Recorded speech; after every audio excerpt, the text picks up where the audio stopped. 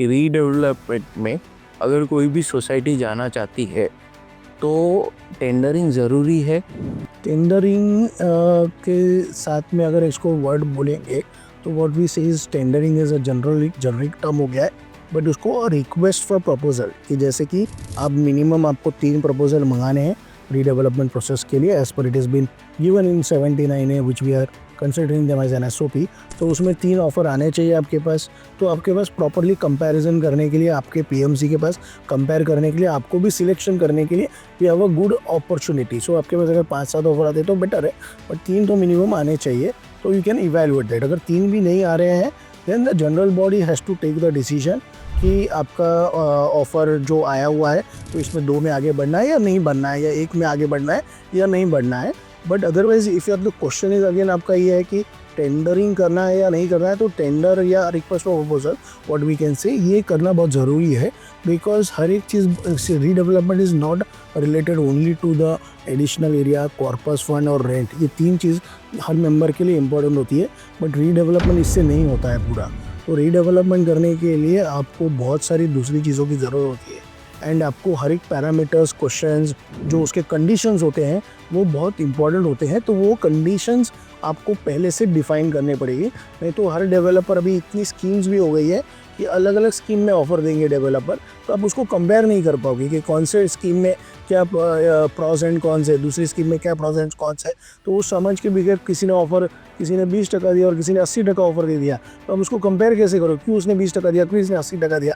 तो स्कीम का भी डिफरेंस होता है। तो वो सब चीज़ें आपको प्री डिफाइन अगर आपके पास फॉर्मेट होगा, तो when you want to compare कि सिलेक्शन ऑफ डेवलपर करना है तो आपको कंपेयर करना है, तो उसके लिए आपके पास प्रॉपर डेटा आता है एंड डेवलपर भी उसमें भर के देता है। तो ये जो फॉर्मेट करना है, formatting, we not talk about tender और RFP, उसका नाम कुछ भी दे दीजिए, बट ये फॉर्मेट एक फिक्स फॉर्मेट होगा तो it will be easier for any society या उनके PMC को। तो डेटा आपको कंपाइल करने के लिए, आपको कंपैरिजन करने के लिए ईजी हो जाता है। So it is better to go with that. और उसमें बहुत सारी चीज़ें होती है जो आप प्री डिफाइन कर लेते हो, जैसे कि आपके इंटरनल एमिनिटीज़ क्या चाहिए, आपको कॉमन एमिनिटीज़ क्या चाहिए, आपको क्या कंडीशन में होना चाहिए, डेवलपर ने किस कंडीशन में काम करना चाहिए, कभी कभी उसका क्या अगर डिफ़ॉल्ट होता है तो क्या होना चाहिए।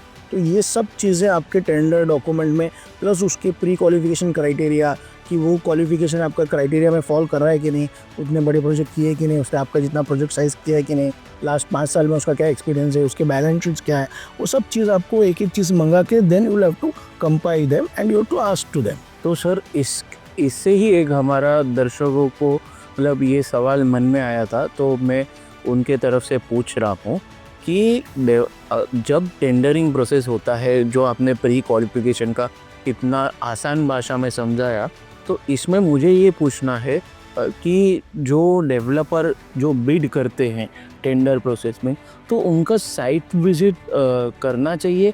क्या ये इम्पोर्टेंट है सोसाइटी मेंबर्स के लिए या इम्पोर्टेंट बिल्कुल भी नहीं है?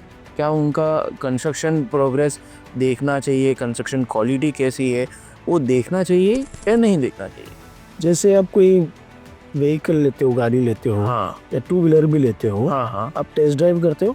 हाँ, टेस्ट ड्राइव तो बिल्कुल ही करेंगे। हाँ, तो जैसे आप इतने ही कि लाख, 2 लाख या 10 लाख, 20 लाख की गाड़ी भी लेते हो तो उसके टेस्ट ड्राइव करते हो।